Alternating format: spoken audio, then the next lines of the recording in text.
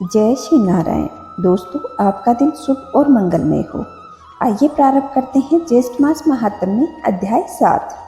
ऋषि कहने लगे कि हे स्कंद जी, आगे ज्येष्ठ मास का महात्म्य और भी कहिए, क्योंकि इसके सुनने मात्र से मनुष्य सब पापों से मुक्त हो जाता है। स्कंद जी कहने लगे कि इस मास में उपवास करने से भगवान विष्णु अत्यंत प्रसन्न होते हैं, इसलिए इस मास में उपवास व्रत को करना चाहिए, क्योंकि मासों उपवास व्रत 1,00,000 उपवासों के समान होता है।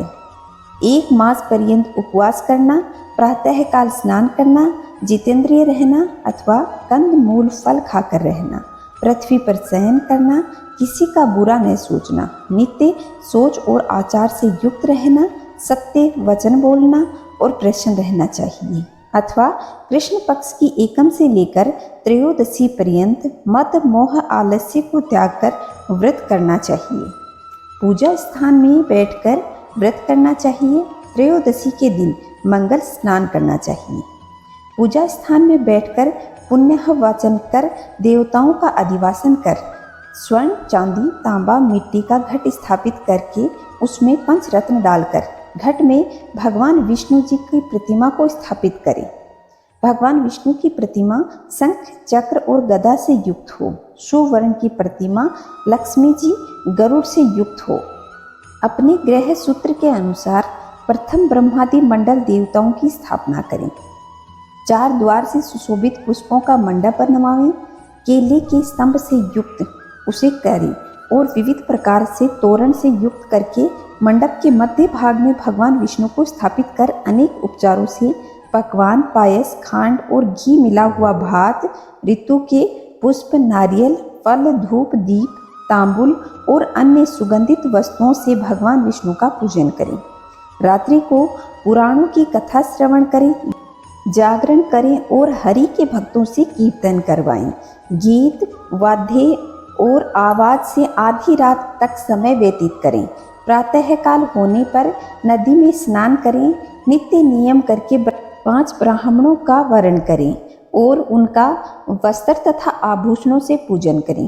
कुंड या वेदी में अग्नि की स्थापना करें और विधि पूर्वक हवन करें और पुरुष सूक्त के मंत्रों से 108 आहुति देकर के देवों का पूजन करें। तत्पश्चात पूर्णाहुति हवन शेष हवन को समाप्त करें। ऋषियों को दक्षिणा देकर गोएं दान करें। छाता, जूता का दान करें तथा 10 प्रकार के जो दान हैं वह वे देवें और अपनी शक्ति के अनुसार ब्राह्मण भोज करवावें तथा दक्षिणा देकर प्रसन्न करें। 2 वस्त्रों से भूषित जो विष्णु जी की प्रतिमा है वह अपने गुरु को यह मंत्र पढ़कर देवे। मंत्र: हे केशव भगवान, आप इस प्रतिमा को ग्रहण करें। देने और लेने वाले दोनों का उद्धारकर्ता केशव भगवान हैं। ऐसे केशव भगवान को नमस्कार है। यह मंत्र पढ़कर दक्षिणा सहित भगवान विष्णु की प्रतिमा कुटुंबी और श्रोते श्रेष्ठ ब्राह्मण को देकर व्रत का पारण करें। जो मनुष्य इस दुर्लभ व्रत को करता है वे शोक और मोह से छूटकर अवश्य ही मनवांछित फल प्राप्त करता है। इस व्रत को 13 वर्ष पर्यंत करके व्रत को पूर्ण सिद्धि के लिए अति दुर्लभ उद्यापन करें। प्रथम सपत्नीक 13 ब्राह्मणों को निमंत्रण करके उनका वस्त्राभूषण से पूजन करें। फिर 13 गायें दान करें जो भी वस्त्राभूषण और वस्त्रों से युक्त हो, बलवान और बहुत दूध देने वाली हो। गायों के साथ यथाशक्ति दक्षिणा देकर ब्राह्मणों को दक्षिणा देवें। अपनी प्रवृत्ति के अनुसार पूर्वोक्त हवन आदि कर्म करें। श्रेष्ठ विष्णु के व्रत में किसी प्रकार की कंजूसी न करें। यथाशक्ति जो कुछ भी दिया जाता है वह सब सफल होता है और जो दंभिक अथवा सठ है उनका सब किया हुआ भी निष्फल चला जाता है। इसलिए सभी उपायों से अपनी शक्ति के अनुसार श्री विष्णु जी का पूजन करना चाहिए। तो दोस्तों, यह था ज्येष्ठ मास महात्म्य अध्याय 7।